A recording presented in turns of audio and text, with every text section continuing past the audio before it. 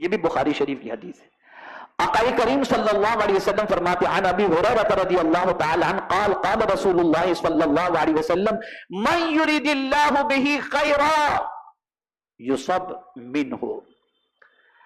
اللہ تعالیٰ جس کے ساتھ بھلائی کا ارادہ فرماتا ہے اسے آزمائش میں مبتلا کر دیتا ہے.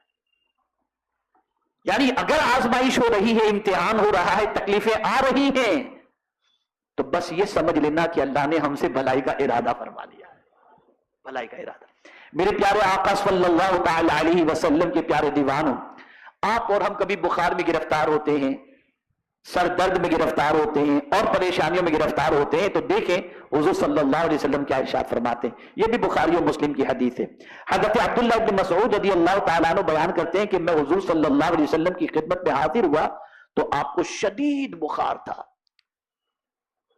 میں نے جسم مبارک کو ہاتھ لگاتے ہوئے عرض کیا یا رسول اللہ صلی اللہ علیہ وسلم آپ کو تو بہت سخت بخار ہے. تو سرکار صلی اللہ علیہ وسلم نے فرمایا مجھے اتنا بخار ہوتا ہے جتنا تم میں سے 2 آدمیوں کو ہوتا ہے. جتنا تم میں سے 2 آدمیوں کو بخار ہوتا ہے نا، مجھے اتنا بخار ہوتا ہے. تو میں نے عرض کیا اس لیے کہ آپ کو اجر بھی اللہ دگنا مل دیتا ہے. آپ نے فرمایا ہاں. اب سنیے حضور نے کیا فرمایا. پھر حضور صلی اللہ علیہ وسلم نے فرمایا کہ مسلمان کو کسی مرض کی یا اس کے علاوہ کوئی تکلیف نہیں پہنچتی مگر اللہ اس کے سبب اس کے گناہوں کو مٹا دیتا ہے. جیسے درخت سے پتے جھڑ جاتے ہیں، درخت سے جس طرح سے پتے جھڑ جاتے ہیں مصیبتوں کی وجہ سے، اللہ تعالیٰ ویسے ہی اس کو گناہوں سے نجات عطا فرما دیتا ہے. میرے پیارے آقا صلی اللہ تعالی علیہ وسلم کے پیارے دیوانوں، ہم کبھی بخار کو برا بھلا کہتے ہیں، بیماریوں کو برا بھلا کہتے ہیں. اب اس کے حوالے سے آپ حدیث شریف سماعت فرمائیں. حضرت جابر رضی اللہ تعالیٰ عنہ بیان کرتے ہیں کہ حضور صلی اللہ علیہ وسلم ام صاحب کے یہاں تشریف لے گئے. آپ نے ان سے پوچھا کیا بات ہے کہ تم کپ کپا رہی ہو؟ انہوں نے کہا بخار کی وجہ سے اللہ اس میں برکت نہ دے. یعنی انہوں نے بخار کو برا کہا کہ اللہ بخار میں برکت نہ دے، میں بخار کی وجہ سے کپ کپا رہی ہوں. تو حضور صلی اللہ علیہ وسلم نے کیا فرمایا؟ ارشاد فرمایا بخار کو برا نہ کہو، بخار کو برا نہ کہو. بخار گناہوں کو اس طرح سے لے جاتا ہے جس طرح بھٹی لوہے کے میل کو دور کر دیا کرتی ہے. میرے پیارے آقا صلی اللہ تعالی علیہ وسلم کے پیارے دیوانوں، یہاں سے یہ بات سمجھ میں آئی کہ ابتلا ہو یا آزمائش، جتنا انسان دین میں جتنا سخت ہوگا اور اللہ اور اس کے رسول کے راستے پر جتنا زیادہ چلے گا، حضور صلی اللہ علیہ وسلم فرماتے ہیں اس کا امتحان اتنا ہی سخت ہوگا. اور جب وہ اس امتحان کے اندر نہ دامن توحید چھوڑے، نہ پروردگار کی رحمت کے دامن کو چھوڑے، نہ رسول اعظم صلی اللہ علیہ وسلم کے دامن رحمت کو چھوڑے اور ثابت قدمی کا مظاہرہ کرے، تو پھر اللہ تعالیٰ اسے مقام اور مرتبہ بھی عطا فرماتا ہے اور پروردگار جل جلالہ اس کے گناہوں کو مٹا بھی دیتا ہے. بس ایک حدیث شریف اور عرض کر دوں، حالانکہ موضوع بڑا طویل ہے، جیسا کہ اب میں عرض کر دوں یہ حدیث شریف آپ سن لیں تاکہ آپ کو تھوڑا سا اطمینان جو ہے یہ نصیب ہو جائے گا. ابن ماجہ کی حدیث ہے. حضرت سعد رضی اللہ تعالیٰ عنہ نے بیان کیا کہ حضور صلی اللہ علیہ وسلم سے سوال کیا گیا کون لوگ سخت بلاؤں میں مبتلا ہوتے ہیں؟ تو حضور صلی اللہ علیہ وسلم نے فرمایا سب سے پہلے انبیاء، پھر ان سے جو قریب ہیں، پھر ان کے بعد جو افضل ہیں.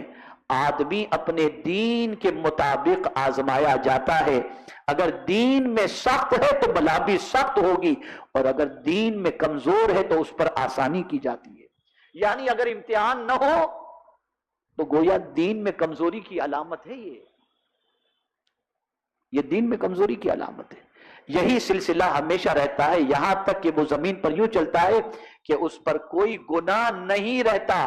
یعنی ایک بندہ جو ابتلا میں گرفتار ہوا، پریشانی میں گرفتار ہوا، اور انہی پریشانیوں کے ساتھ وہ زمین پر چلتا رہتا ہے، لیکن ان پریشانیوں سے اللہ اس کے گناہوں کو معاف فرما دیتا ہے، اس کی خطاؤں کو درگزر فرماتا ہے. اب آخری حدیث سماعت فرمائیں.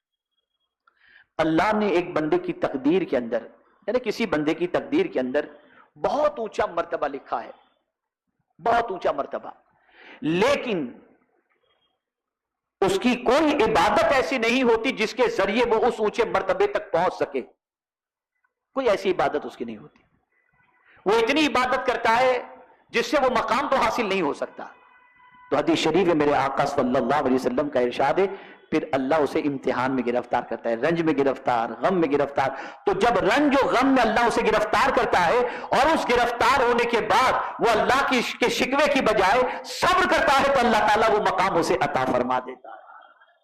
تو میرے پیارے آقا صلی اللہ علیہ وسلم کے پیارے دیوانوں، حضرت ابراہیم علیہ السلام کو حکم ملنا بیٹے کی گردن پر چھری چلانے کا، حضرت ابراہیم علیہ السلام کو بے آب و گیا وادی میں بیٹے اور بیوی کو چھوڑ کر جانے کا حکم ملنا، نار نمرود کے اندر حضرت ابراہیم علیہ السلام کو لے جانے کا حکم ملنا، ڈالنے کا امتحان ہونا، یہ ساری چیزوں سے ہم کو یہ سمجھنا ہے کہ چونکہ مرتبہ بہت بڑا حضرت ابراہیم علیہ السلام کا، اس لیے اللہ نے ان کا امتحان بھی اسی طریقے سے لیا. میرے پیارے آقا صلی اللہ علیہ وسلم کے پیارے دیوانوں، تو کبھی بھی آزمائش اور ابتلا میں جب اگر گرفتار ہوں تو گھبرانے کی ضرورت نہیں.